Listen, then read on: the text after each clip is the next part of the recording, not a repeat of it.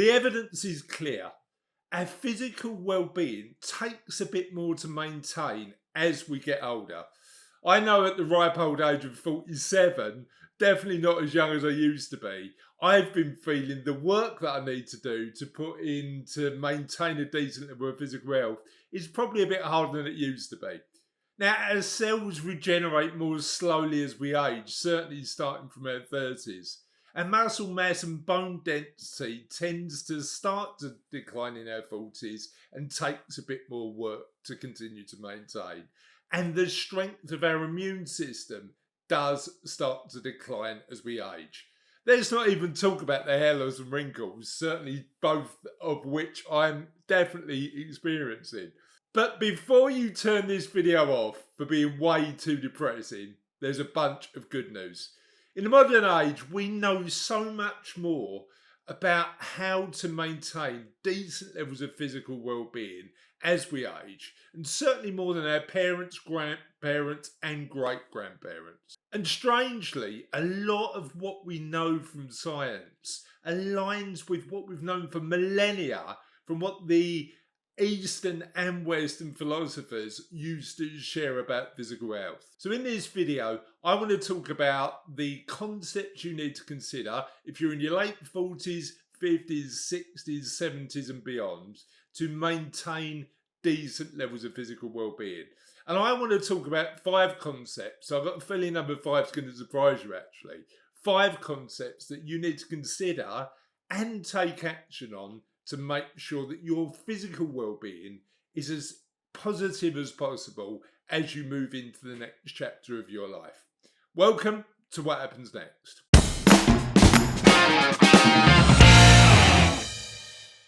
Now, we all know the importance of maintaining our physical health later in our lives.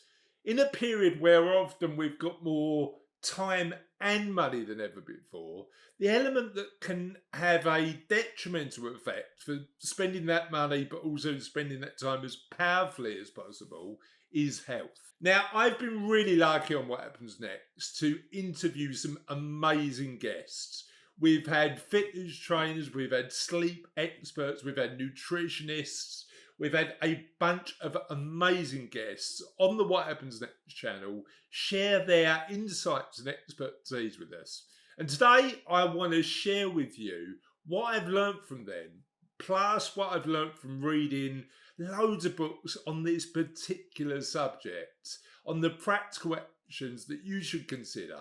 And interestingly, and you know I like often on What Happens Next to give it a bit of a philosophical edge, how the Stoics and the Buddhists agreed with some of these principles thousands of years ago. I hope you'd agree, but I believe positive health, both mental and physical, is a really important component part of true wealth. And this isn't new news, but the science is really, really definitive. So today I want to explore the 5 concepts that both science and ancient philosophy agree have a really important positive impact on both our mental and physical health.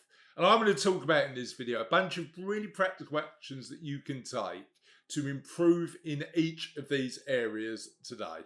The first one is breathing. We now know the importance of intentional breathing and the positive impact it has on our health.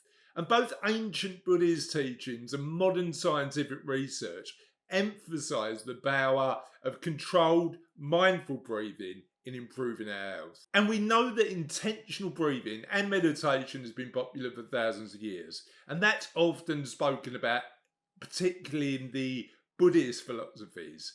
However, I want to talk today about the sciencey bit, the elements of evidence and the research that has happened that effectively back up that ancient Buddhist wisdom.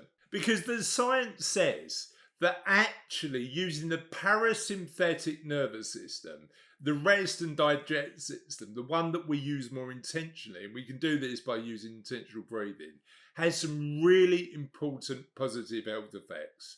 It reduces stress, it lowers heart rate, it promotes relaxation. On the other hand, shallow and rapid breathing can trigger the sympathetic nervous system, which can lead to feelings of anxiety and stress. By consciously slowing down our breath, we can reduce our stress levels and promote a more calm state in our lives. The science also shows that calmer, intentional breathing can lower blood pressure, reduce cortisol levels, a hormone often associated with stress, and improve lung function. And a lot of the research points to the fact that breathing exercises, like meditation, for example, have been linked to improved immune function, enhanced mental clarity, and better emotional regulation.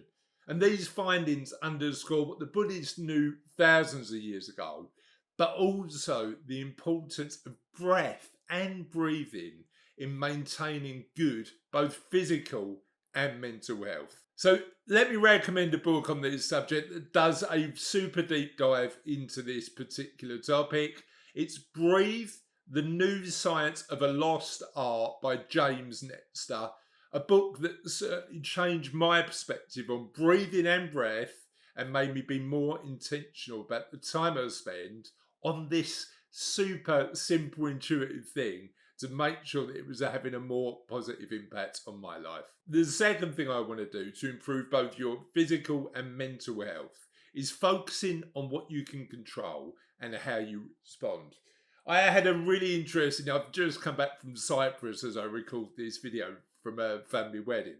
And I was having a really interesting conversation with Cassie, my wife, about chronic stress and the things that we worry about and the impact that has on our lives. Because chronic stress, being constantly worried about our lives and what happens, even if we've got no control over some of the things we worry about, can have a real detrimental negative impact on both our physical and mental health. Now, the Stoics and contemporary researchers and scientists both agree that taking responsibility of what we can control and taking proactive action and letting go of what we can't is crucial to mental well-being, resilience, and whatever success looks like in your life. Now, the ancient Stoics used to talk about this, but interestingly, modern talking therapies have highlighted the fact that this is part of the box of tools that both therapists, coaches, and counsellors use, particularly if they follow CBT, cognitive behavioural therapy, coaching, or positive psychology principles. You see, by focusing on changing how we think about situations, and we all tell ourselves stories about the world, coaching, therapy, stoicism, or positive psychology can all help us live our lives in a more positive way. And more importantly, for your physical and mental health, reduce those levels of chronic stress. Now, there's two books I particularly love about this subject. One from positive psychology, and actually from the godfather of positive psychology, Martin Seligman, called Flourish, that certainly worth reading. But also I got a lot from The Daily Stoic, which is a book which has 365 small chapters that you read every day, and that's by a guy called Ryan Holiday. An additional bonus book recommendation, and my wife I know is getting a lot from reading this book at the minute, is The Let Them Theory by Mel Robbins, and that actually highlighted our conversation about chronic stress. So certainly that's another one that's worth considering and worth picking up. The third recommendation I'd make is to learn more about nutrition. The older I've become, the more conscious I am now of what I eat and how I've changed the way I think and consume food.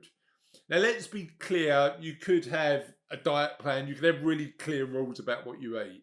And I'm not an advocate of that approach. I'm more of an advocate of everything in moderation. And I try to eat really healthily, but I also like beer, cheese, chocolate, and wine a little bit too much. However, what I do believe is understanding more about what we eat, being more intentional, and being conscious that even though we can have a little bit of what we fancy, making positive, health choices about what we eat is going to have a really positive impact on our longer term health. Now, I was really fortunate to have the amazing Georgia Farah explore in depth with me the importance of nutrition and why it makes such an impact on our lives. We'll put a link in the comments below to that particular interview.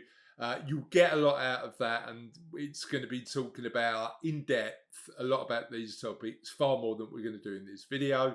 However, there are some simple rules that we can follow as a framework for better eating. Firstly, eating more whole foods and avoiding processed and ultra processed foods is probably one of the most powerful things you can do. Secondly, slow down what you eat. Now, the Blue Zones research, the research into the happiest, healthiest, longest living people in the world, pointed to the fact that in Okinawa, Japan, along with a bunch of other positive habits, one thing they do is try to eat not until they're full, but until they're 80% full. Now, it takes a bit of time for the body to catch up, apparently. So eating more slowly and being more conscious of when you eat is a really positive nutritional habit. Lastly, and one I definitely need to get better at, is hydrating more properly. I definitely don't drink enough water, but the evidence is clear. Drinking more water is a super simple step we can take to improve our health. So the Blue Zones research, nutritional research, all of the modern science says that having better nutritional habits is a positive thing to do. But the Stoics knew that too. Hippocrates, the founder of medicine, the ancient Greek founder of medicine, said, "Let food be thy medicine, and let medicine be thy food." And many of the messages contained in Eastern philosophies are all about mindful eating and making mindful decisions about what we eat. Now, whilst they didn't have to worry about ultra-processed foods as much in ancient Rome or Beijing, the message is still clear. Being intentional about what we eat is great for both our mental and physical health. Now, as this is a video full of book recommendations, I want to share one particular book that's had a massive impact on my perspective on this particular subject. And that's Dr. Tim Spector's book, Food for Life. That taught me so much about the importance of an impact on our bodies of certain foods, and allowed me to dig a bit deeper into a subject that I knew very little about before picking up this book, which was gut health and how our microbiomes in our gut have a real impact on our health. I'd also recommend you check out the Diary of a CEO interview, where Tim Spector really talks about this stuff in a lot of depth. My next recommendation to improve your physical health is never underestimate the power of positive sleep. And I want to head back to ancient Greece, where Hippocrates was pretty consistently talking about the restorative power of sleep. Eastern philosophies also talked about this, but interestingly, when times were a lot simpler, they also talked about aligning our sleep with the seasons and aligning our sleep with the natural flow of time. But to be perfectly frank, I probably sleep a lot more in the winter than I do in the summer, so I'm probably doing that as well. On all of these subjects, I'm never going to be the expert, but that's why on What Happens Next, we're really conscious of bringing content that's going to help you understand more about these particular subjects. So I'm really grateful that we had the amazing Dr. Neil Stanley share an hour and a bit of his time to talk about his research on sleep, the importance of sleep, and what you can learn from positive sleep habits. In our modern lives, we often seem to ignore the importance of sleep. However, I wonder for you, whether the quality of your sleep would improve if you made sure you had enough. Now, I haven't got a book recommendation for sleep, but I'd love to know, what book have you read that really changed your perspective on sleep? And tell me and share with me the tips you've got on prioritising sleep in your life. Please feel free to comment below. My next tip, and this is the one that's probably going to be a little bit unusual because you might have expected me to say exercise. And clearly, exercise is such an important part of maintaining our physical and mental health. But I wanted to make the fifth one a bit unusual, and that is the importance of making friends. Because it is super simple. Making friends is really vital for our emotional, mental, and physical health. The evidence is clear. As humans, we've evolved to be social animals, and loneliness is really bad for our health. Now, the Eastern philosopher Confucius used to talk about the concept of Ren, roughly translated as humanity or goodness. And he used to talk quite a lot about the importance of deep social connections. And the Stoic philosophers agreed. Aristotle and Epicurus from the Western philosophies used to talk about the importance of friendship. Now, I've had loads of conversations both with our guests on what happens next, but also with clients and with friends about the one tip that I'd share if you wanted to make more friends. And the one tip that I'd give you is join a club. There's so many amazing community and social groups out there full of people like you who want to maintain and build social connections. But also, the community you join could be around one of your interests. For example, I'm a member of the Business is Personal community, and I interviewed recently Penny and Thomas Power about the importance of community and friendships in our lives, and their insights are fascinating. Now, my book recommendation on this particular subject is a book that I have found fascinating by a guy called Robert D. Putnam called Bowling Alone.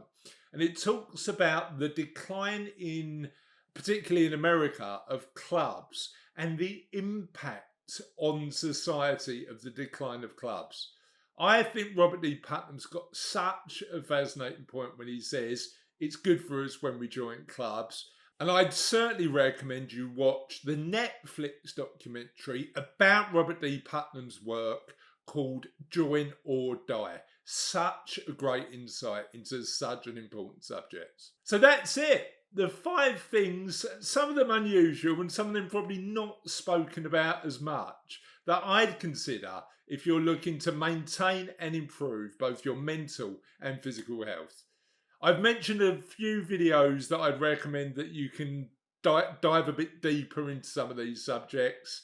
And in this video is my interview with Dr. Neil Stanley on sleep, and the interview that I conducted with Penny and Thomas on community. You can find it here. Hopefully that was useful. Have a lovely day, and we'll see you on What Happens Next soon.